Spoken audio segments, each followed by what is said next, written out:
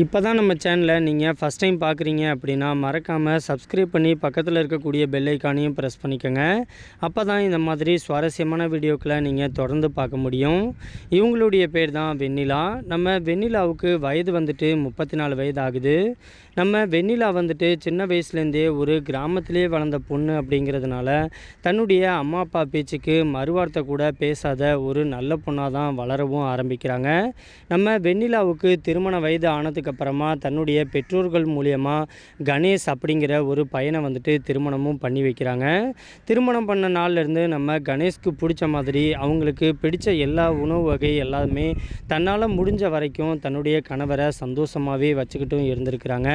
நம்ம கணேஷுக்கும் பெருசாக எந்த ஒரு கெட்ட பழக்கமும் இல்லை அப்படிங்கிறதுனால தன்னுடைய மனைவி கூட ரொம்பவே சந்தோஷமான ஒரு குடும்ப வாழ்க்கையை தான் வாழவும் ஆரம்பிச்சிருக்கிறாங்க.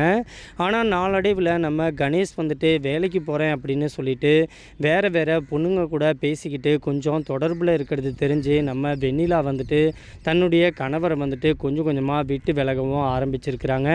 இருந்தாலும் இந்த ஒரு விஷயத்தை எப்படா நம்மளுடைய அம்மா அப்பா கிட்ட சொன்னால் ரொம்பவே கவலைப்படுவாங்க அப்படின்னு சொல்லிட்டு தான் மனசோடையே வச்சுக்கிட்டு வாழ்க்கையை வந்துட்டு ரொம்பவே அட்ஜஸ்ட் பண்ணி ஓட்டவும் செய்கிறாங்க. நாளடைவில் நம்ம வெண்ணிலாவுடைய கணவர் வந்துட்டு மது பழக்கத்துக்கு கொஞ்சம் கொஞ்சமாக அடிமையாகவும் ஆரம்பிக்கிறாங்க. சரியாக வேலைக்கு போகிற காசை வந்துட்டு வீட்டுக்கு தராமல் தன்னுடைய வீட்டு செலவுக்கே ரொம்பவே கஷ்டமான ஒரு சூழ்நிலை வந்துட்டு ஏற்படவும் ஆரம்பிக்குது.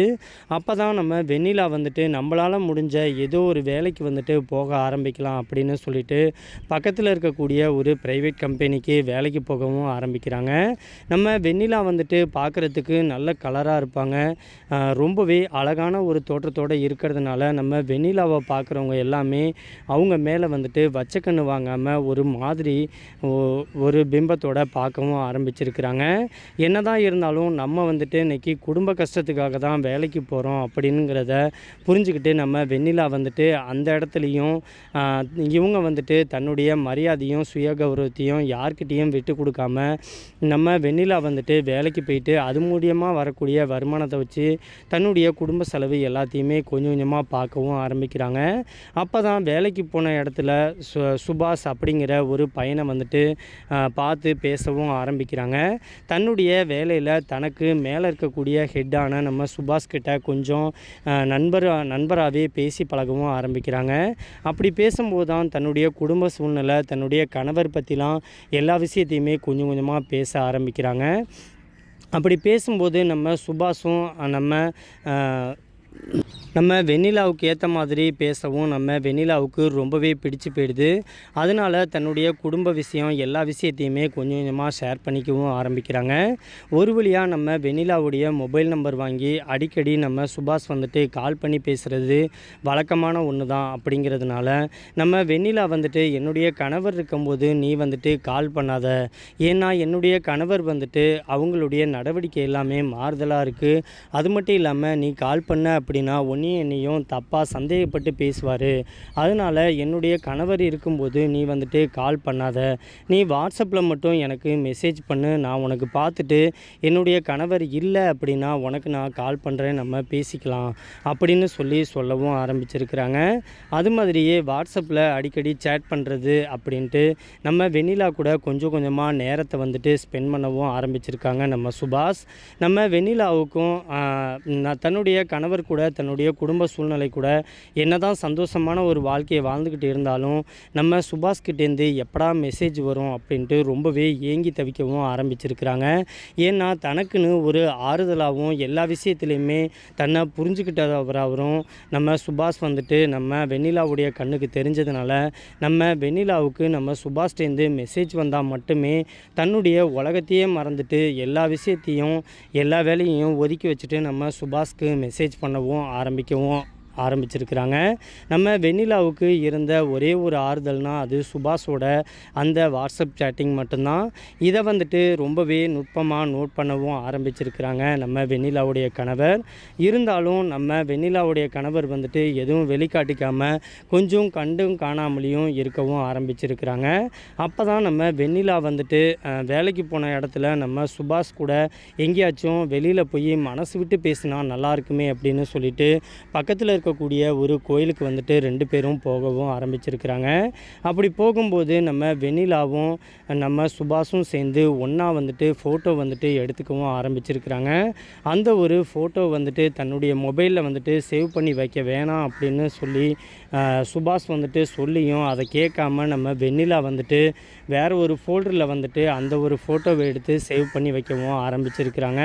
ஒரு வழியாக நம்ம வெண்ணிலா வந்துட்டு இரவு நேரத்தில் தூங்கினதுக்கப்புறமா நம்ம வெண்ணிலாவுடைய மொபைலை வந்துட்டு நம்ம கணேஷ் வந்துட்டு எடுத்து செக் பண்ணி பார்க்கும்போது நம்ம வெண்ணிலாவும் சுபாஷும் ஒன்றா வந்துட்டு பக்கத்தில் நின்று செல்ஃபி எடுத்த ஃபோட்டோ வந்துட்டு பார்க்கவும் ஆரம்பிச்சிருக்கிறாங்க. இந்த ஒரு விஷயத்தை தன்னுடைய மனைவிக்கிட்ட கேட்காமலேயே நம்ம மனைவி வந்துட்டு அவங்களுடைய நடவடிக்கை எல்லாத்தையுமே கொஞ்சம் கொஞ்சமாக கணேஷ் வந்துட்டு நோட் பண்ணவும் ஆரம்பிக்கிறாங்க. வீட்டில் வந்துட்டு மொபைல் வந்துட்டு எப்போலாம் எடுத்து யூஸ் பண்ணுறா, என்னென்ன எடுத்து யூஸ் பண்ணுறா, வாட்ஸ்அப்பில் யாருக்கு மெசேஜ் பண்ணுறா, அதிகம் யாருக்கு கால் பண்ணுறா அப்படின்னு சொல்லி எல்லா விஷயத்தையுமே இன்ச் பை இன்ச்சாக கண்டுபிடிக்கவும் ஆரம்பிக்கிறாங்க. ஒரு வழியாக நம்ம வெண்ணிலாவுக்கு தெரியாமலேயே நம்ம சுபாஷனுடைய ஃபோன் நம்பர், அவருடைய ஃபோட்டோ அப்படின்ட்டு எல்லா விஷயத்தையுமே நம்ம கணேஷ் வந்துட்டு கண்டுபிடிக்கவும் ஆரம்பிக்கிறாரு. கண்டுபிடிச்சி நம்ம சுபாஷனுடைய வீட்டுக்கு வந்துட்டு தன்னுடைய நண்பர்களை கூட்டிகிட்டு போயிட்டு பெருசாக பிரச்சனையும் பண்ணவும் ஆரம்பிக்கிறாங்க.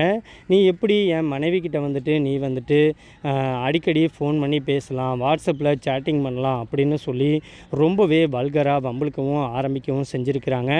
ஆனால் நம்ம சுபாஷ் வந்துட்டு நான் உன்னுடைய மனைவிக்கிட்ட எதுவும் தவறாக பேசலையே, என்னை பொறுத்த வரைக்கும் என்னுடைய கம்பெனிக்கு வந்துட்டு நான் ஒரு கம்பெனியில் வேலை செய்கிறேன், அந்த ஒரு கம்பெனியில் உன்னுடைய மனைவியும் வேலை செய்கிறாங்க, ஒரு நட்பு ரீதியாக தான் நாங்கள் வந்துட்டு பேசிகிட்டு இருக்கோம்.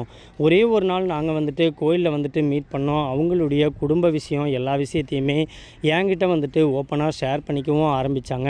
என்னுடைய குடும்ப விஷயத்தை பற்றியும் எல்லா விஷயமே நம்ம வெண்ணிலாவுக்கு வந்துட்டு நானும் சொல்லியிருக்கேன். எங்களை பொறுத்த வரைக்கும் எங்களுடைய உறவு வந்துட்டு ஒரு நட்பு ரீதியாக தான் இருக்குது, மற்றபடி எங்களுக்குள்ளார வேறு எந்த ஒரு விஷயமும் கிடையாது அப்படின்னு எவ்வளோ தூரம் சொன்னாலும் அந்த விஷயத்தை நம்ம கணேஷ் வந்துட்டு கேட்காம அவங்கள வந்துட்டு அடித்து போடவும் ஆரம்பிச்சிருக்கிறாங்க. நம்ம கணேஷ்கிட்ட அடி வாங்கின இந்த ஒரு விஷயத்தை வந்துட்டு சுபாஷால் ஜீர்ணிச்சிக்கவே முடியல. இதை எப்படியாச்சும் வெண்ணிலாவுக்கு தெரியப்படுத்தி ஆகணும் அப்படின்னு சொல்லிட்டு அன்னைக்கும் நீங்கள் வெண்ணிலாவுக்கு வந்துட்டு கால் பண்ணி நடந்த எல்லா விஷயத்தையுமே சொல்லவும் ஆரம்பிச்சிருக்கிறாங்க. இதை கேட்ட வெண்ணிலாவுக்கு என்ன பண்ணுறதுனே தெரியல. ஒரு பக்கத்து பயம் வேற, தன்னுடைய கணவர் வந்துட்டு இன்னும் வீட்டுக்கு வந்து நம்மளை என்ன பண்ண போகிறாருன்னு தெரியல, நம்மளுடைய அம்மா அப்பாக்கிட்டேயும் இதை பற்றி 1க்கு 2 சொல்லி ஏதாச்சும் பிரச்சனை ஆயிருமே அப்படின்னு சொல்லிட்டு நம்ம வெண்ணிலா வந்துட்டு முந்திக்கிட்டு தன்னுடைய அண்ணன் தம்பி தன்னுடைய அம்மா அப்பா எல்லாத்துக்கிட்டேயுமே நான் வந்துட்டு நட்பு ரீதியாக தான் அந்த ஒரு பையன்கிட்ட வந்துட்டு பேசி பழகினேன், ஆனால் இவர் வந்துட்டு அந்த ஒரு விஷயத்தை பெருசு பண்ணி அவர்கிட்ட போயிட்டு சண்டை போட்டு பெருசாக பிரச்சனை பண்ணிக்கிட்டு இருக்காரு. இவர் ஒழுங்காக இருந்தால் நான் எதுக்கு அடுத்தவங்கள்ட்ட பேச போகிறேன், நான் வந்துட்டு இவர் வந்துட்டு அதிகமாக மதுவை குடிச்சிட்டு வந்து என்கிட்ட வந்துட்டு தப்பான முறையில் பேசுகிறதும் வேறு பொண்ணு கூட வந்துட்டு இவர் தான் தொடர்பில் இருக்கார், நான் வந்துட்டு என்னுடைய மன ஆறுதலுக்காக மட்டும்தான் நான் சுபாஷ்கிட்ட வந்துட்டு பேச ஆரம்பித்தேன், வேறு எந்த ஒரு தொடர்புமே எங்களுக்கு இடையில் எந்த ஒரு பந்தமோ வேறு எந்த ஒரு விஷயமே இது வரைக்கும் நடக்க கிடையாது அப்படின்னு சொல்லி ஓப்பனாகவே நடந்த எல்லா விஷயத்தையுமே தன்னுடைய உறவினர்கள்ட்டையும் தன்னுடைய அண்ணன் தம்பி அம்மா அப்பான்ட்டு எல்லாத்துக்கிட்டையுமே நம்ம வெண்ணிலா வந்துட்டு சொல்லி அழுகவும் ஆரம்பிச்சிருக்கிறாங்க.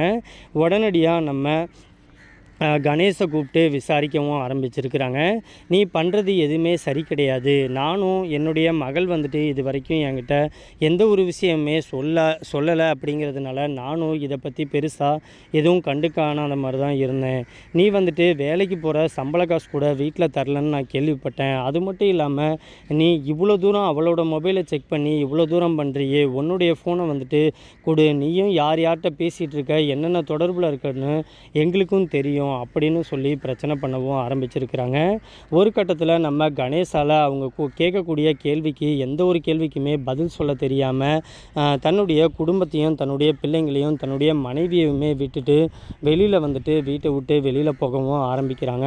வெளியில் போனவர் வீட்டுக்கே சரியாக வரதே இல்லை, மாதம் ஒரு டைம் கூட வராமல் தன்னுடைய மனைவி இல்லாத டைமில் தன்னுடைய குழந்தைங்களுக்கு மட்டும் வந்து ஸ்நாக்ஸ் ஏதாச்சும் வாங்கி கொடுத்துட்டு போகிறத வழக்கமாக வச்சுக்கிட்டும் இருந்திருக்கிறாங்க. ஏன்னா நம்ம கணேஷ் வந்துட்டு வேறு ஒரு பொண்ணு கூட தொடர்பில் இருந்துக்கிட்டு தன்னுடைய மனைவியும் வேணாம், தன்னுடைய குடும்பமும் வேணாம் அப்படிங்கிற அளவுக்கு தன்னுடைய குடும்பத்தையே ரொம்பவே மறந்துட்டு வெளியில் போய் வாழவும் ஆரம்பிச்சிருக்கிறாங்க. இப்படியே ஒரு 2-3 வருஷம் தொடர்ந்ததுனால விவாகரத்துக்கு அப்ளை பண்ணலாம் அப்படின்னு சொல்லி நம்ம வெண்ணிலா வந்துட்டு முயற்சி பண்ணவும் ஆரம்பிச்சிருக்கிறாங்க.